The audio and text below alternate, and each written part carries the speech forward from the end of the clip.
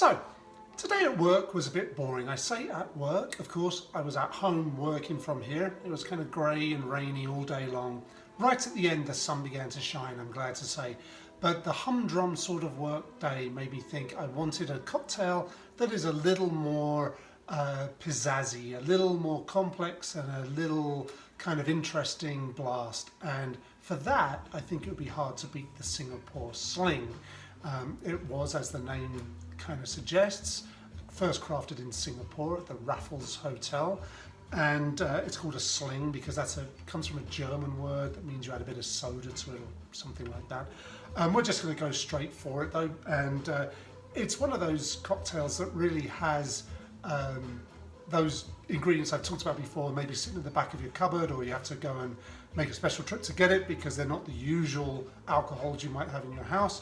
I also like it because the bottles that I'm going to be using will look kind of cool and interesting, and let's just take it away from now. So this is a gin-based drink, and I'm using Hendrick's, first of my interesting looking bottles. Hendrick's gin because it's a little earthier, I think, and not so junipery, and I think that works well in this cocktail. I'm going to have 1.5 ounces of that, which I am going to pour into my cocktail shaker. Ingredient number 2 is cherry brandy. I'm using Hearings here. I'm guessing any one would work, but you know, there's not that many choices, to be honest. I'm going to have 1/2 ounce of that. Like so. And then the next alcohol that goes in is for our herbally notes. I'm going to put in some Bénédictine, and that really is a very different, you know, herby sort of flavour. 1/4 ounce of that.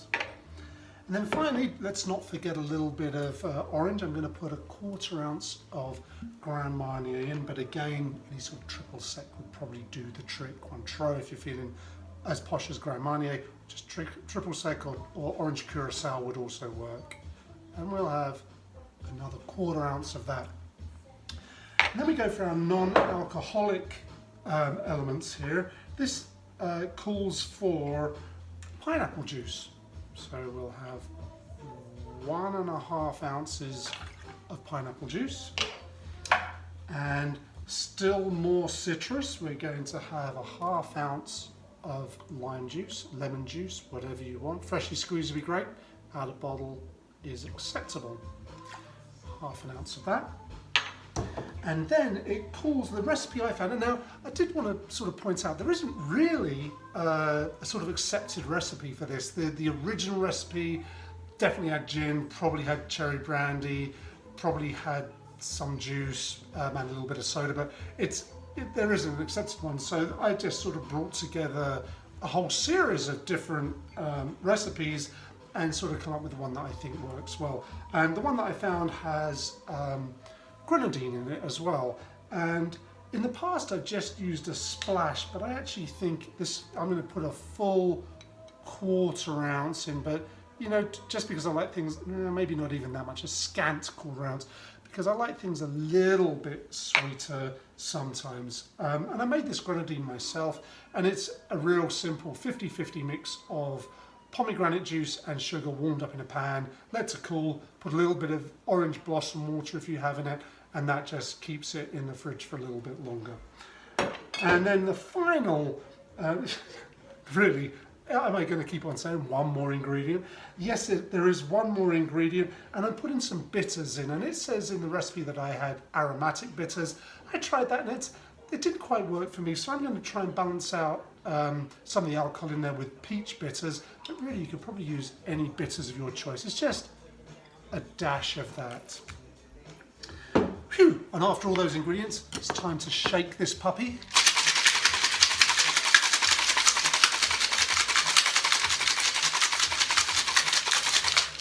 That's probably enough because I'm going to pour into a glass that is filled with ice. So I'm just going to strain that into here. It's a gorgeous sort of burnt pink colour, if there's such a thing as burnt pink. And leave enough room at the top to just put a splash of soda water. like that. It's got a really nice sort of foamy texture on top there. And then in terms of garnish, we are just going to go with a little bit of orange. Just do a slice here like this. And then also, how could I possibly have a drink with cherry brandy without also having a cherry in it? Let's just get this, and I'm going to stab it with a cocktail stick.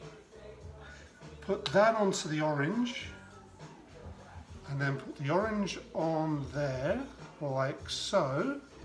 And let's see what this is like.